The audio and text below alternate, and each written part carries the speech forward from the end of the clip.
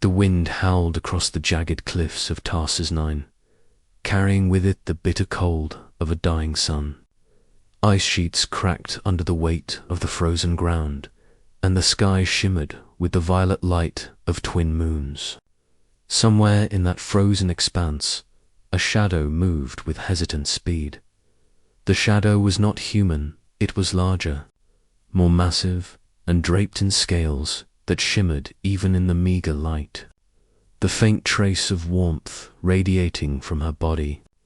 She was a Dragonwoman, one of the legendary race of Talari, renowned across the galaxy for their wisdom, strength, and fiery breath that could melt even the hardest metals. But today she was shivering, teeth chattering, wings wrapped around her like a cloak, and her magnificent scales dulled by frost. "I'm freezing," she whispered to herself, her voice a brittle rasp. "If I don't find shelter—" Her thoughts dissolved into a shiver as her claws scraped at the icy ground. It had started hours ago. Her ship, a sleek vessel of dark chrome, had malfunctioned during a routine patrol between colonies. Her crew had already retreated to safety, leaving her stranded after the ship's emergency teleportation system misfired. Alone, injured, and vulnerable, she wandered this harsh alien planet, hoping for rescue that might never come. And then she saw it. A structure, a small, ramshackle hut, clinging stubbornly to the edge of a frozen ravine.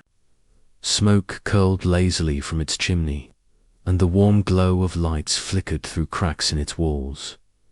Desperation overrode pride. Dragons were proud, nearly mythical beings who rarely begged. But now, teeth chattering and wings numb with frost, she had no choice. She stumbled forward and finally reaching the door, banged her clawed hand against it. "Please, I'm freezing. Let me in, I beg you. I'll reward you. Anything you ask, I promise." Inside, a faint figure stirred. The door creaked open, revealing a human man, short and wiry, with a look that mixed suspicion and curiosity. His eyes widened at the sight of the Dragonwoman, tall, majestic, and trembling in the doorway. You're a Talari," he said slowly, as if speaking the name aloud could make it a dream. "And you are." "A human," she replied, her voice hoarse, almost breaking. "Please, warmth, shelter, just a few hours, and I'll leave."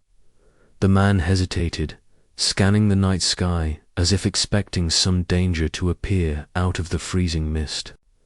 Then he gestured sharply, inside, quickly. The warmth hit her like a tidal wave as she stepped through the door. She closed it behind her, and the heat of a small human stove, burning crude, cheap fuel, spread into her numb body.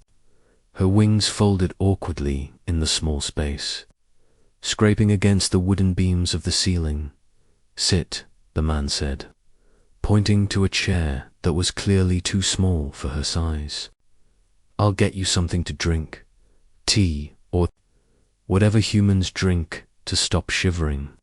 She collapsed into the chair, claws brushing the floor.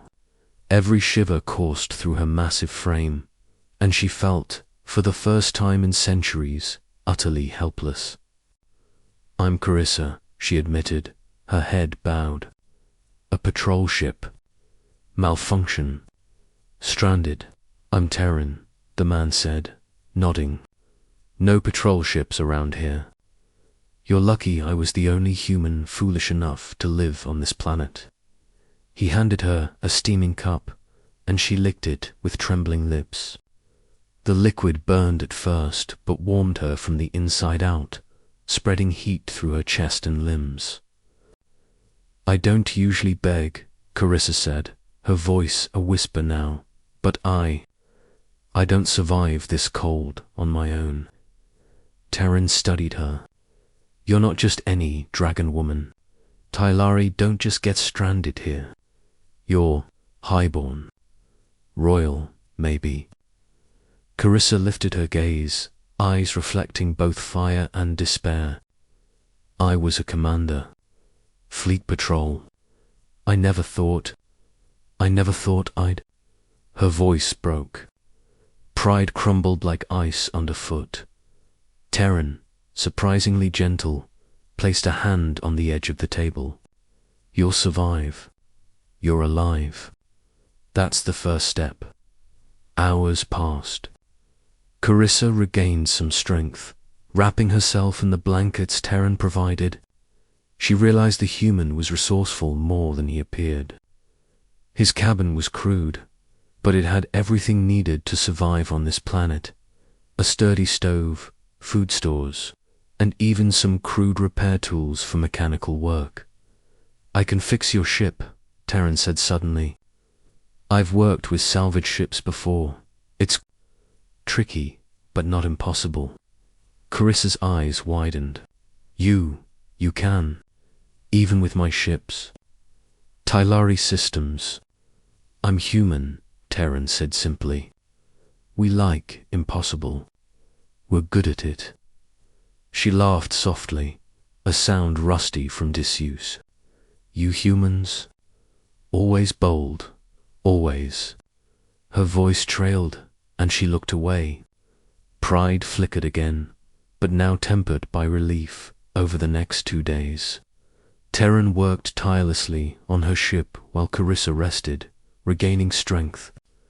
They shared stories between tasks Carissa of distant colonies, fleets, and diplomacy.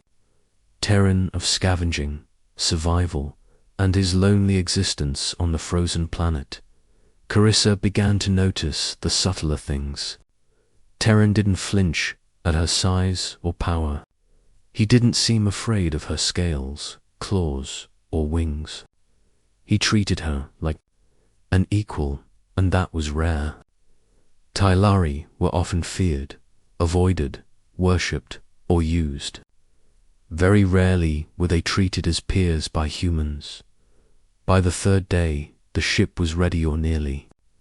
Terran had improvised repairs, patching the hull, recalibrating the energy matrix, and rerouting emergency systems through crude but effective wiring.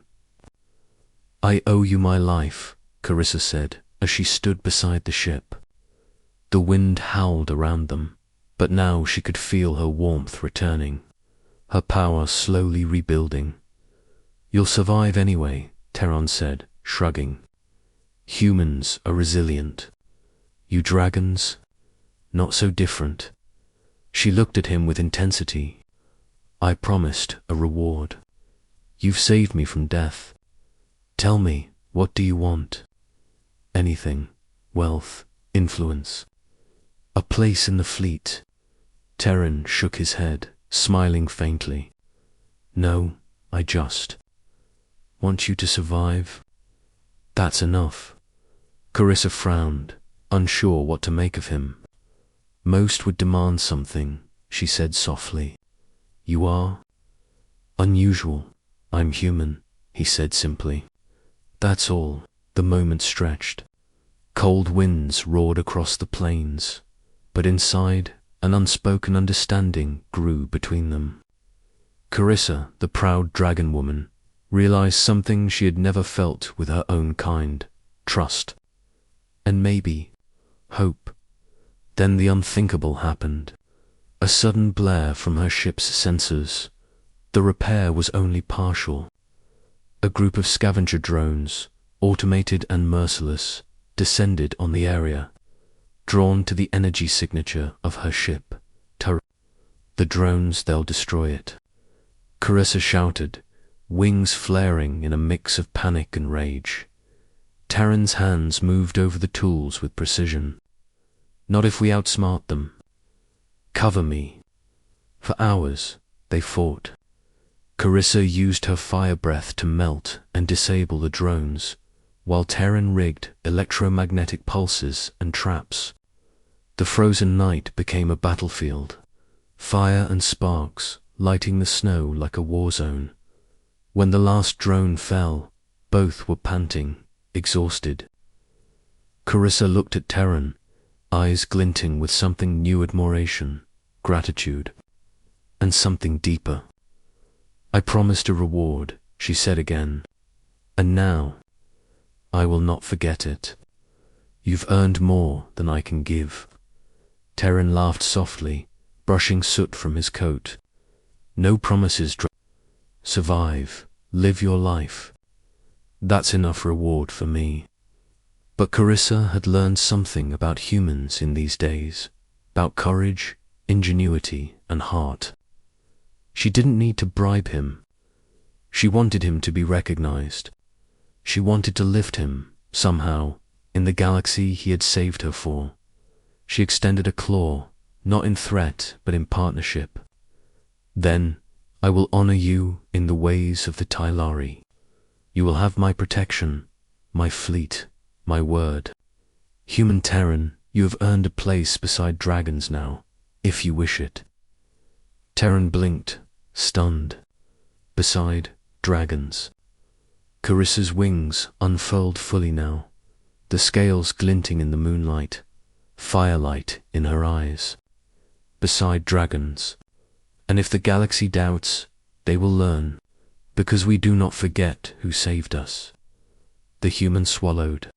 His cabin, his life, his lonely planet, nothing mattered now except survival, partnership, and something far more profound: respect. He had faced the impossible and lived. And in doing so, he had earned the loyalty of a Dragonwoman. When Carissa finally took to the skies again, the wind beneath her wings, Terran stood on the frozen cliff, waving. He had survived alongside her, not because he was strong in the ways dragons were, but because he was human, clever, brave, and relentless, and that, Carissa thought as she soared into the violet night, that was the greatest reward of all. Asterisk.